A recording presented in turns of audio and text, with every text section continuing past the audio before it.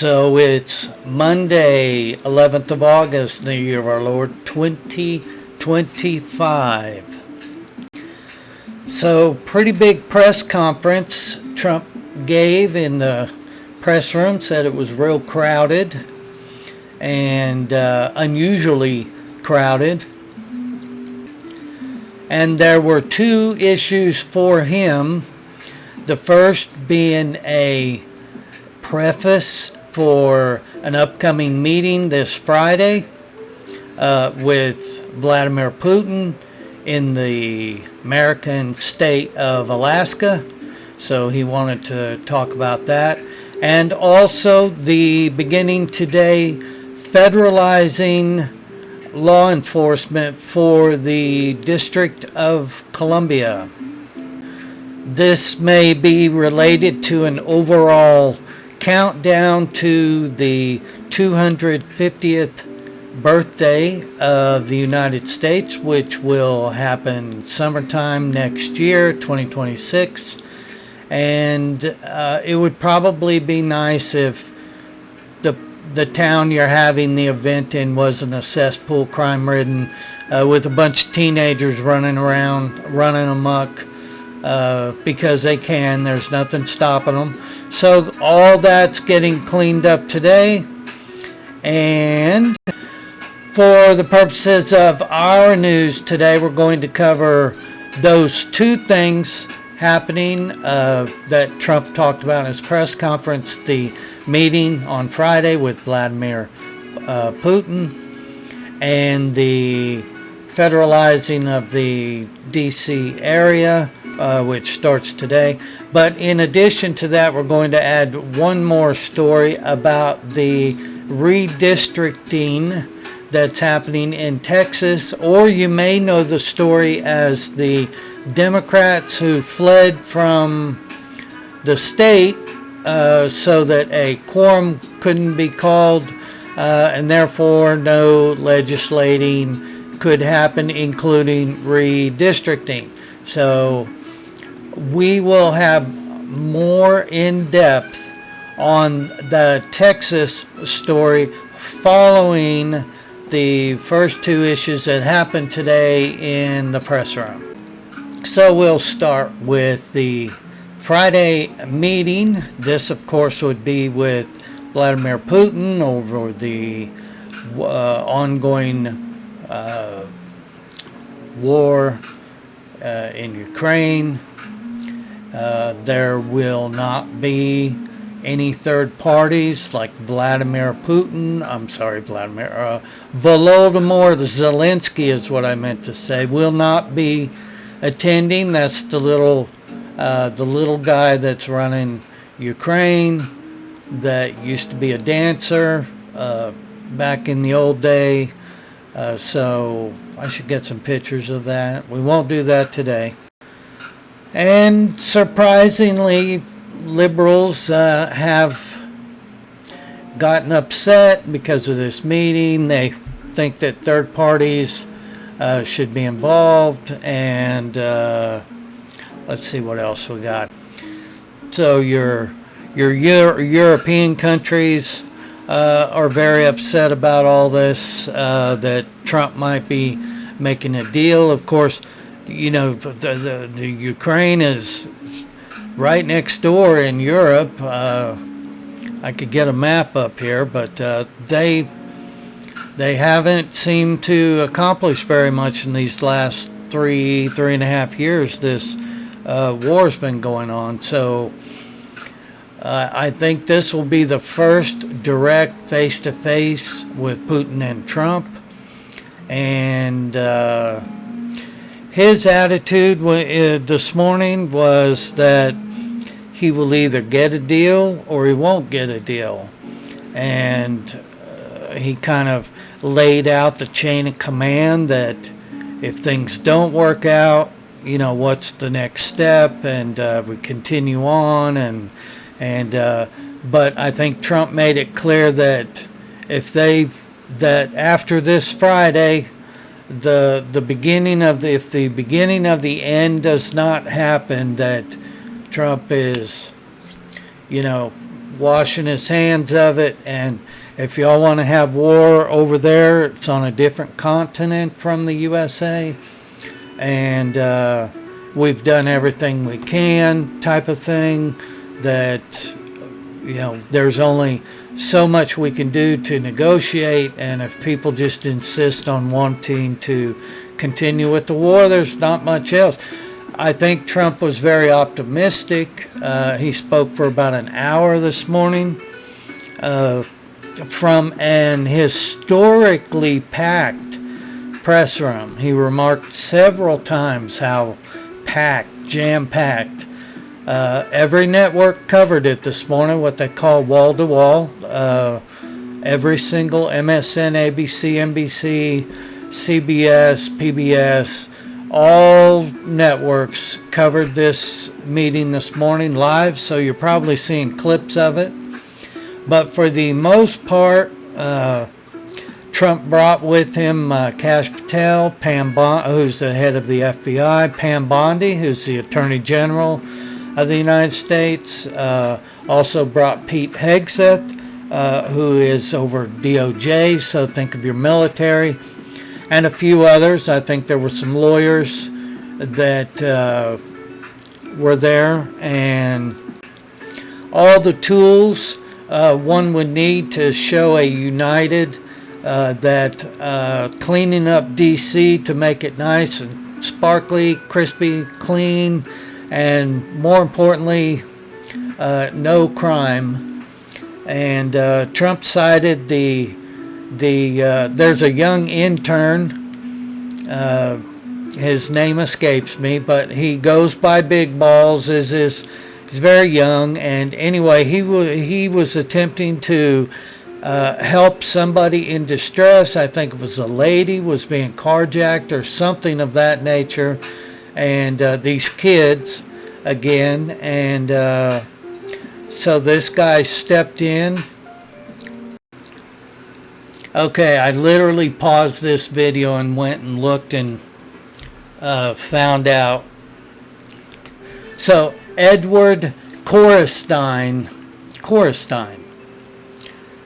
19, and I've got this open right here. I know you can't see it, it just looks white, but I can see it. And this guy's worked it like everywhere for a young kid, so he must be some kind of a prodigy of some sort, because born in 2005, so he's 19, his birthday's in December. There's a bunch of schools under his education, things like that. So, and he worked for Elon's Doge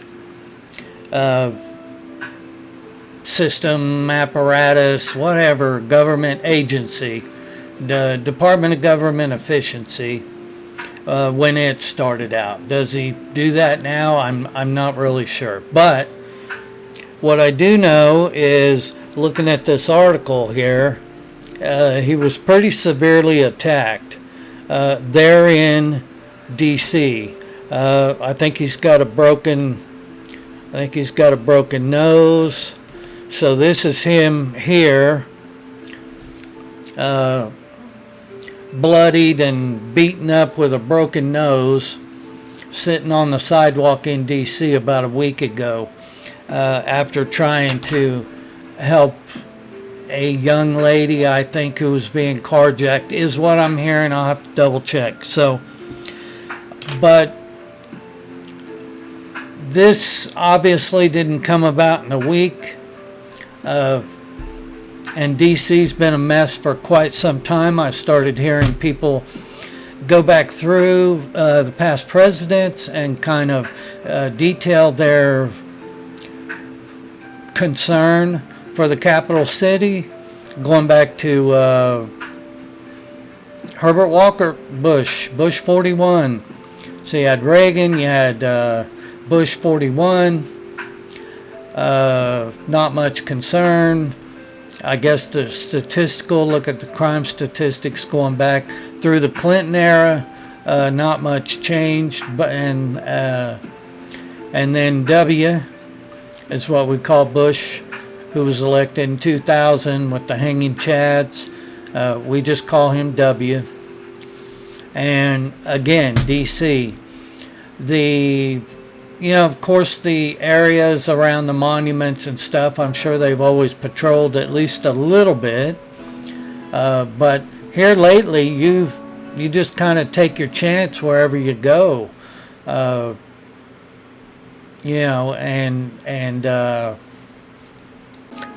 right, I had a little glitch in my music. So with all that in mind, and Trump didn't have a real chance to spruce up D.C. in his first term, really got caught up with a lot of these other things going on. So he's been making some modifications to the White House. He's going to add a ballroom. Some people like it, some people don't. They think it's looking a lot very Mar-a-Lago-ish, but I say it's his money, and because he's paying for it, and if he wants to make the White House a nice, better, friendlier, more accessible place, I'm all for it. I'm 100% for it. So him federalizing exactly what's going to happen, there wasn't much talk. I mean, are we going to see tanks rolling through D.C.? Maybe. It's possible if that's what's needed. But the details were not really talked about. So I can feel pretty comfortable that something will be happening. You had the Attorney General, you had the head of the FBI, you had the head of the DOJ all standing on the stage saying that we're going to clean up D.C. I think D.C. is fixing to get cleaned up. And we can start our countdown to our 250th birthday, which I plan on covering pretty closely because it's going to be a big one. And now, moving on to redistricting. What's happening in Texas? What's this all about? Okay, let's do it this way. In order for a quorum to happen in Texas, for them to be able to legislate, they need... Let me turn this off here. Okay. They need a 2/3 of the members to be there, which there's 150 members, and so 2/3 of that would be they need 100 members to show up. And what they want to do is continue with their redistricting,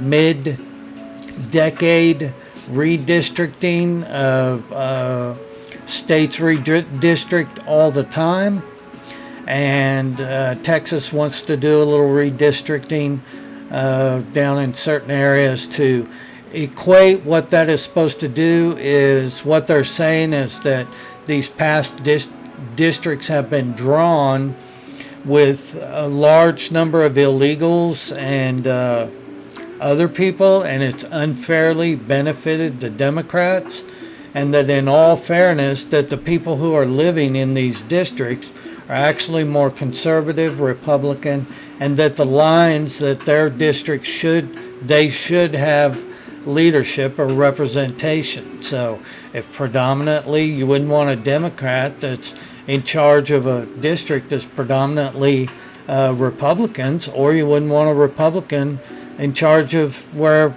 the majority of people living in that district are Democrats. So that's why you redistrict, to use a very general definition. And so we need 100 people in Texas to start work again on this legislation, but there are none because the Democrats have all left. So there are 88 Republicans in the Texas House. They need 100. So we need 12 Democrats at least to be in the Congress physically to start a quorum and start the work that needs to be done.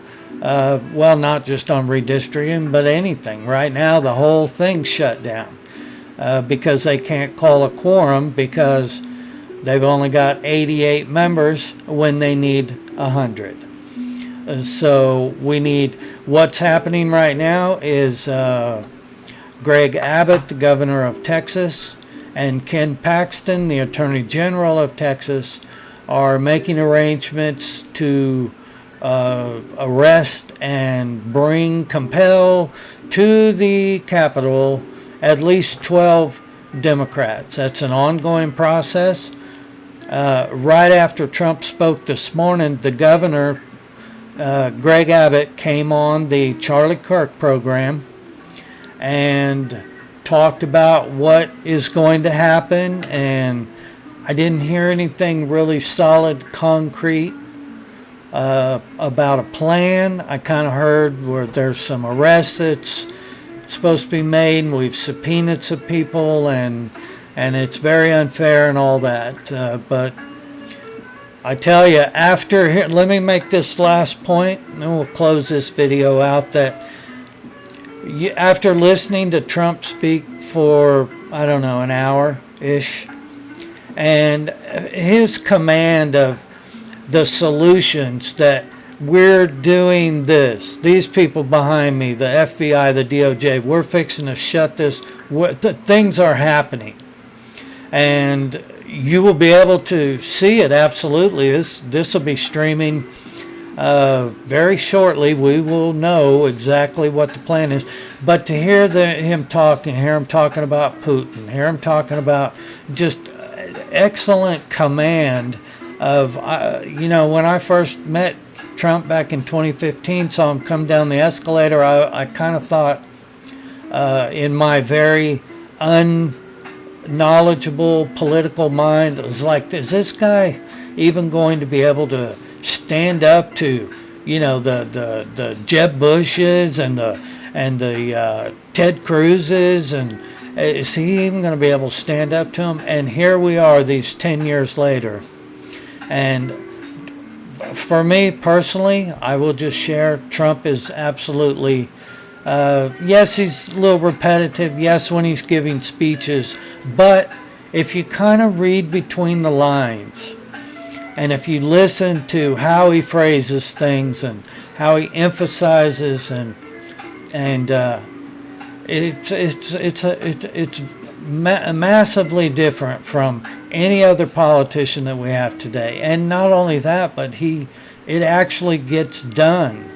He doesn't, like he says, I'm going to take stealth bombers, I'm going to Iran, and we're going to hit something the size of a refrigerator with a straight 18-hour, 36-hour round-trip flight that these men, we're going to go do this. That is a lot different than, hearing that and then hearing Greg Abbott directly after.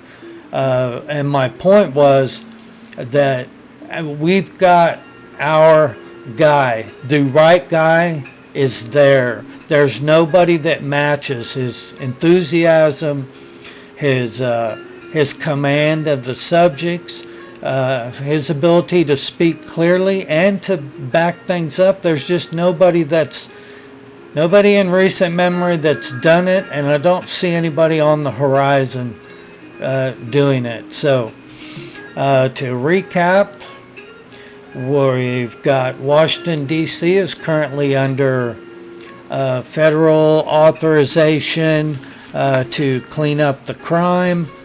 We're preparing ourselves for a meeting with our largest,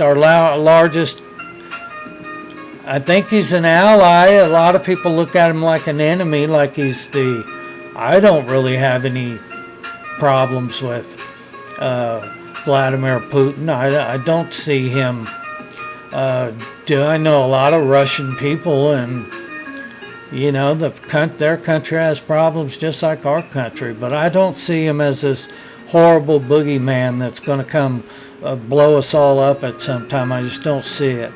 I think he's got a big country to run. He's got a lot of problems. He's been over there in charge for a long time. And I hope that the benefits of stopping this war, I hope that's what happens. I, for one, would like to see the war stop tomorrow. Just completely stop.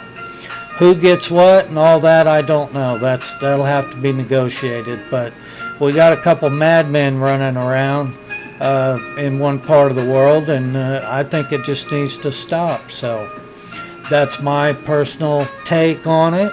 I see my videos getting a little bit long. I think my music might be a little loud, but we're going to run with this, see how we did. I hope I've at least brought you a couple issues that are going on. You can take my kind of how it's filtered down through me, and I should have said in the very beginning that I'm a truck driver talking to truck drivers, and I should have hit my thing, but I'm going to do it on the close. So we didn't have a good start, but we're going to have a good finish. So we're going out, we're getting ready, we're loaded up, and we're gone out of here. See y'all next time.